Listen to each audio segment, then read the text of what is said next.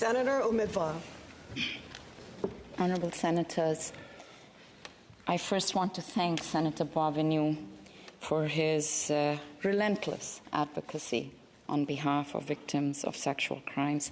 I wish I could rise after that with somewhat more elevating words, but I can't, because tomorrow is June 23rd. It is a day that is seared in our national memory by a profoundly solemn and horrifying day in our past. 38 years ago, on June 23rd, Air India Flight 182 was brutally torn apart by a bomb explosion over the coast of Northern Ireland.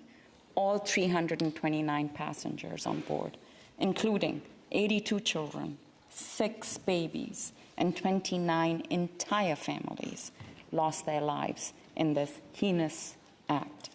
This devastating event remains the most atrocious act of terrorism in the history of Canada. The families of the victims remember this tragic day every year.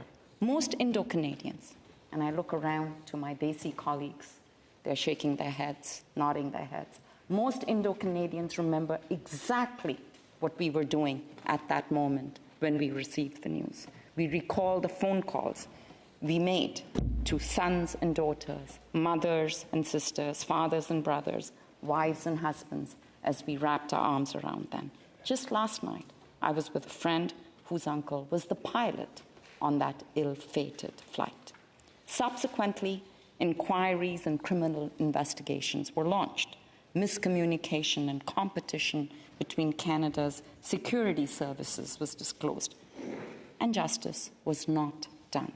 The Canadian Indian community of victims organized and agreed to memorialize June 23rd as the National Day of Remembrance for victims of terrorism.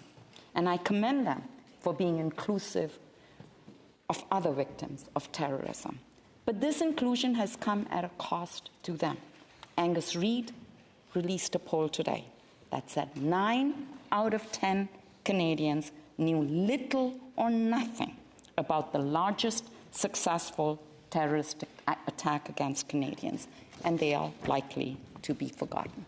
In 2018, I wrote to Canada Post requesting them to memorialize the Air India victims, in particular through a stamp.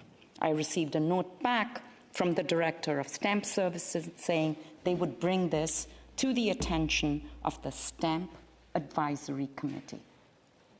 Radio silence since then.